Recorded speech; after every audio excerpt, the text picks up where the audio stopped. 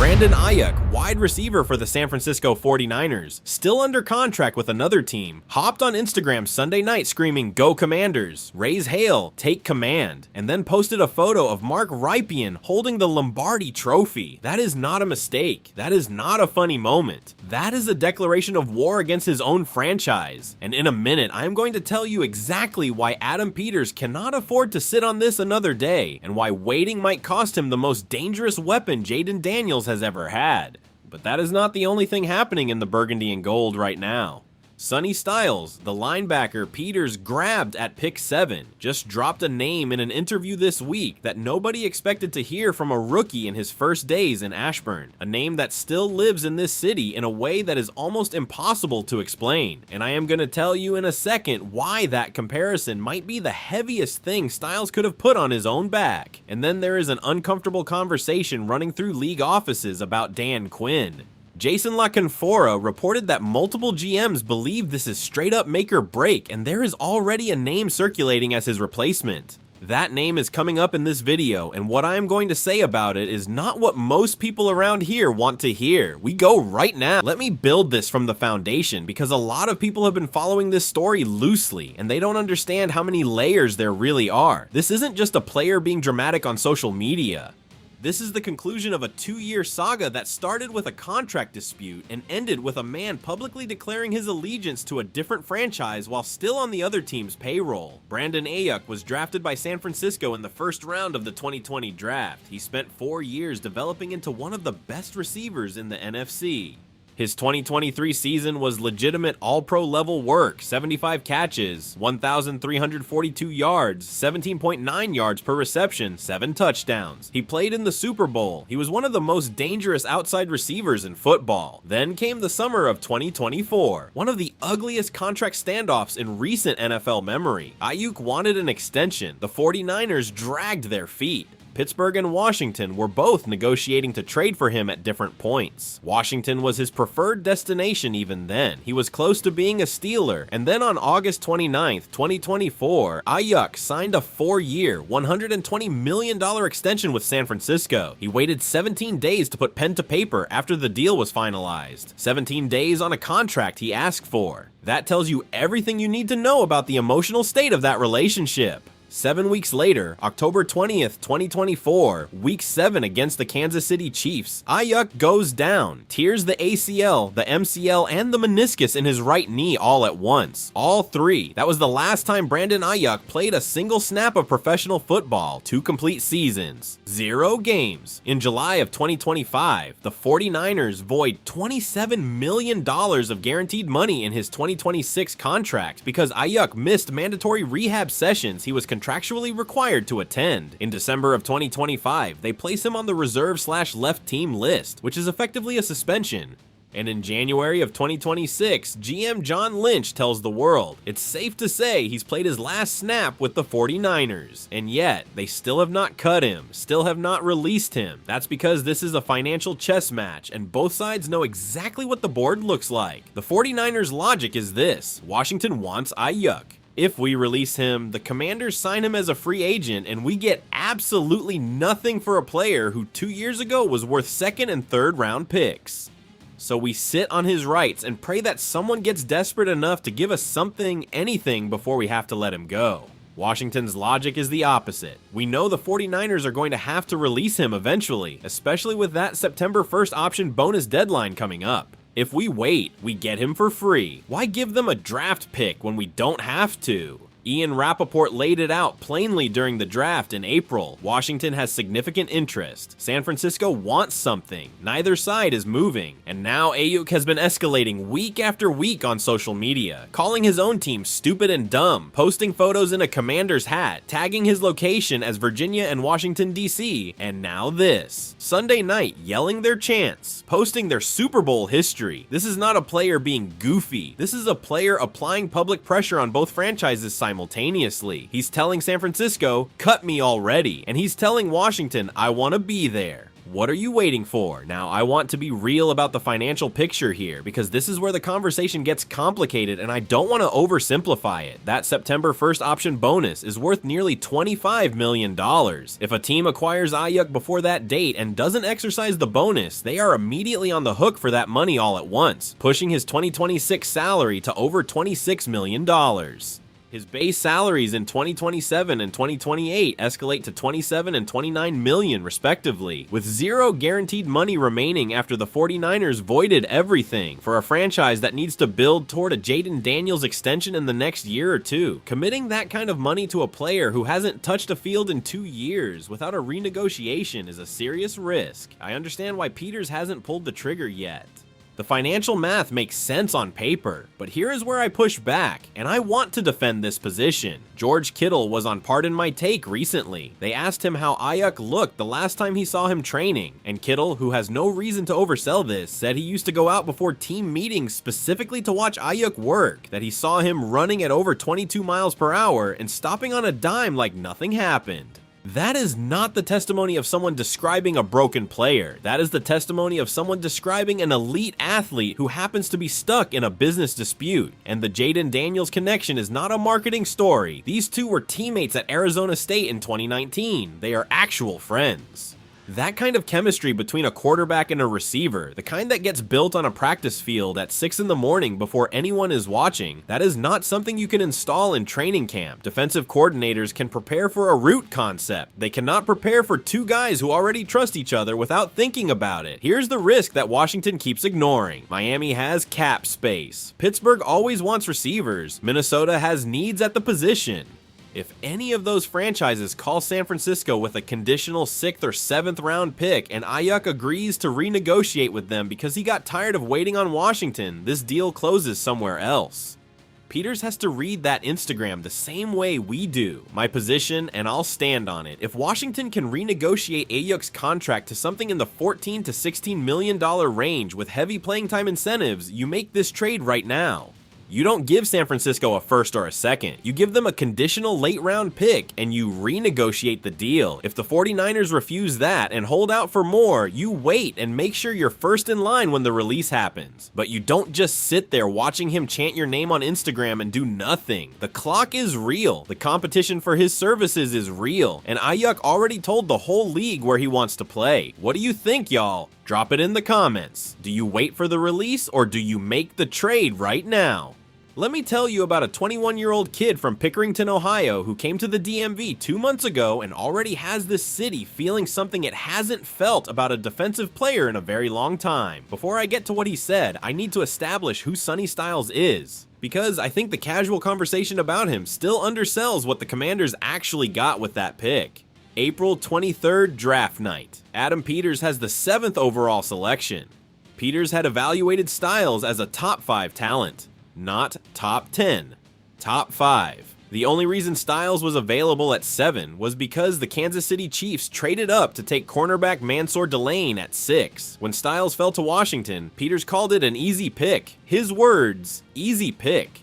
For the 7th selection in the entire draft. When a general manager calls a pick easy, that means one of two things. Either the player was clearly the right choice, or they got someone they never expected to have. In this case, it was both. The athletic profile at the combine was genuinely historic. 6'5", 244 pounds, 40-yard dash in 4.46 seconds. That is the same 40 time as Bijan Robinson, one of the best running backs in the league. Vertical jump of 43.5 inches. That is not a linebacker number. That is the vertical of an elite cornerback or wide receiver. And for a player weighing over 240 pounds, that vertical was the highest recorded by any player at any position since 1999, 27 years. His relative athletic score was a 9.99 out of 10, the 4th highest among the more than 3,480 linebackers evaluated since the combine record keeping started in 1987. Same 40 as Bijan Robinson, same broad jump as Julio Jones, 8 pounds lighter than Derrick Henry, in a linebacker. This is not a linebacker who makes good plays.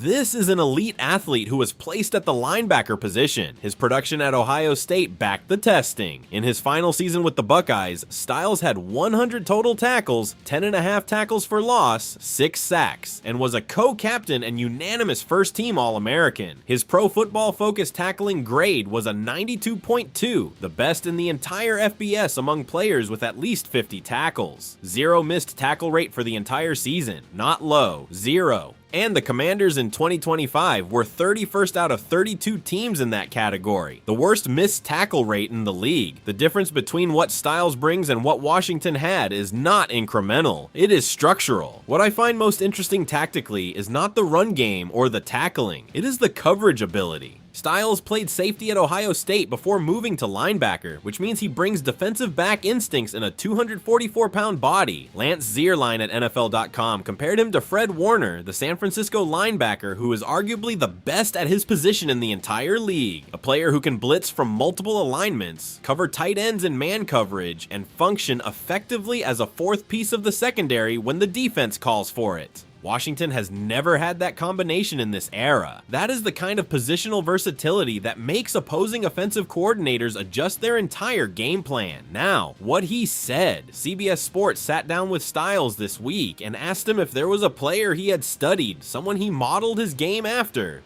He said, and I am quoting directly, "I didn't grow up watching him, but Sean Taylor." Stop. This kid was 1 year old when Sean Taylor was murdered in November of 2007. He never watched him play in real time. He went to YouTube, he studied the tape, he chose that standard deliberately, and when he got his first microphone in front of Washington media, that was the name that came out of his mouth. I know what some of you are thinking, that it's just smart public relations. That any rookie coming to Washington knows that name gets a reaction. And look, I thought about that too. But listen to the framing he used. He didn't just drop the name, he acknowledged he never saw Taylor play. He told you he went looking. That's different. That's a 21-year-old kid who understood what this city's defensive identity used to be and decided to study it before he got here. He didn't say Levante David. He didn't say Bobby Wagner, the man he is literally being brought in to replace. He said the highest standard this franchise has set defensively in the last 3 decades. Now, let me be critical about this, because the community deserves more than just hype from me. Can Sonny Styles be Sean Taylor? No. Nobody can be Sean Taylor. Pushing that comparison too hard too early would do him a disservice and set him up to disappoint. What I can say is this, the combination of historic athleticism, the defensive instincts developed playing both safety and linebacker at Ohio State, the 0 missed tackle rate across an entire season, the intelligence to choose that standard before his first professional snap, all of it together tells me that Styles has the profile to be the most important defensive player on this roster within 2 years. Year 1 is complicated. He is replacing Bobby Wagner as the defensive leader, but Frankie Louvu is wearing the green dot in early minicamp practices while Styles gets acclimated. Durante Jones, the new defensive coordinator, has never coordinated at this level before. Leo Chenal is coming from Steve Spagnuolo's system in Kansas City and needs time to adapt. The secondary remains the biggest unanswered question on the entire roster, but Styles is going to accelerate the development of that defense in a way that most first-year linebackers cannot, because when you have a linebacker who can play man coverage against first-tier tight ends, who can generate pressure from multiple spots on the field, and who does not miss tackles, the offenses across the NFC East have to account for him in ways they did not have to account for his predecessors. That changes spacing, that changes formations, that changes the pre-snap reads that opposing quarterbacks have to make. Adam Peters said something at the draft that I keep coming back to. He said Styles is just scratching the surface as a linebacker, and he is already really good. That is a general manager who believes he drafted a 10-year cornerstone, not a starter who fills a need. The number 21 is retired in Washington. Nobody gets that number. But I think this city might be looking at someone who earns the right to carry that legacy in spirit, if not in number. Tell me in the comments. Do you think Styles can be the defensive cornerstone this franchise needs? I have been wanting to have this conversation honestly for a while, and today there's real news behind it. So let's go there. Jason LaCanfora at SportsBoom reported today that multiple executives from rival franchises believe Dan Quinn is in a genuine make-or-break situation this season. An anonymous GM told LaCanfora directly that he believes the Commanders are seriously considering a head coaching change for 2027. Another executive pointed to Sean McDermott, who was let go by the Bills this past winter, as a possible replacement the organization might have in mind. Before anyone dismisses that as anonymous media drama, I want to go through the actual evidence that makes this conversation legitimate. Because if you look at the numbers and the decisions made since Quinn arrived, the hot seat narrative is not coming out of nowhere. Dan Quinn has been in Washington for 2 years. Year 1 was outstanding by almost any measure. 12-5 in the regular season, the NFC Championship game, the first conference championship appearance for this franchise since 1991, Jaden Daniels winning Offensive Rookie of the Year.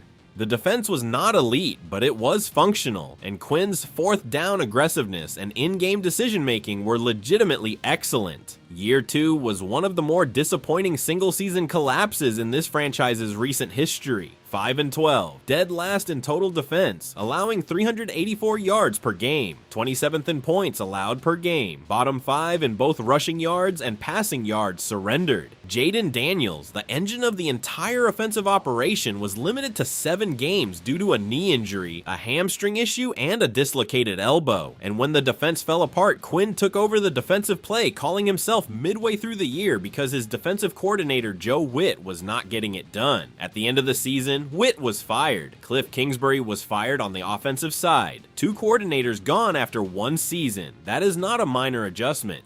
That is a franchise telling its head coach that the 2 most important staff decisions he made in year 2 were wrong. Now, I want to be fair here and defend Quinn where I think the defense is legitimate. Jaden Daniels played 7 games. 7. You cannot fairly evaluate a head coach when his franchise quarterback, the person around whom the entire offensive structure is built, misses more than half the season. The Chiefs were a good football team with Patrick Mahomes and a very different team without him. That is just the reality of how quarterback dependent the modern NFL is.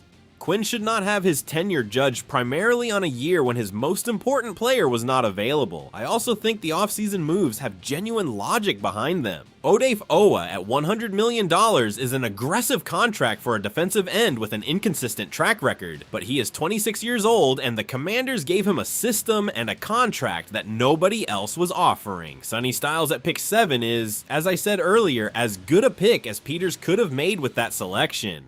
The addition of Leo Chenal, Charles Omenihu, Amik Robertson, Nick Cross, and Kelevon Chaisson signals a real organizational commitment to fixing the defense that was last in the league. But I have a problem with Dan Quinn's tenure here that I am going to state plainly because I think it needs to be said. Dan Quinn was hired as a defensive-minded head coach. That is his professional identity. He built the Seattle defense that held the Denver offense to 8 points in a Super Bowl blowout. He built the Atlanta defense that reached the Super Bowl in 2016. The reason Josh Harris and the ownership group chose Quinn over other candidates was specifically because they believed he was the person to build a winning defense in Washington. In 2 seasons, the defense has been the worst part of this team both times. Year 1, second to last in total defense at 374 yards per game. Year 2, last at 384 yards per game. That is a downward trend, and what concerns me more than the yardage numbers is the pattern. Quinn is now on his 3rd defensive coordinator in 3 years. 3 years, 3 coordinators. That is not a signal that you have found the right people. That is a signal that something in the construction of your defensive staff is broken at a deeper level. And now in year 3, he is asking a first-year coordinator in Durante Jones to lead a group that has never worked together, with a rookie linebacker eventually calling the plays, a free agent in Chenal who is learning a new system, and a secondary that has more questions than answers. Meanwhile, the schedule opens with the Eagles in Philadelphia, then the Cowboys in Dallas, then the defending Super Bowl champion Seahawks at home, then a trip to London to face Indianapolis. That is week 1 through week 4. If the Commanders open 0-4, the conversation about Quinn is not going to be quiet. It is going to be the dominant story of the entire season. And that narrative, that noise, has a real cost on the development of a young quarterback who already lost half of his second year. What I would tell Dan Quinn if I could talk to him directly finally, this is the year. You have Jaden Daniels healthy. You have more talent in the defensive front seven than at any point in your tenure here. You have the best linebacker prospect in the 2026 draft class. The schedule opens hard, but gets manageable after the Week 7 bye. The window is there. If that defense cannot improve with everything Peters has invested in it, the conversation about your future is going to go from anonymous quotes and sports boom to something much more public and much harder to ignore. Drop it below. How many wins does Dan Quinn need to secure his job going into 2027? That is everything I have for today, fam. AIYUK chose Washington on the biggest platform he has, not with a quiet interview. With a video where he is yelling "Raise Hail," Sonny Styles showed up to the DMV with his eyes on the highest standard this defense has ever set. And Dan Quinn has one season to prove that the decision-making at the coaching level matches the talent that Peters has been assembling. I believe in what is being built here. I believe in Jaden Daniels more than I have believed in any Commanders quarterback in my lifetime as a fan. And I believe that if Brandon AIYUK is in burgundy and gold before Week 1, this team is the most dangerous in the NFC East. Raise hail, always. If this video gave you something, drop a like, hit subscribe, and tell me in the comments which of these 3 stories has you most fired up right now. See you in the next one.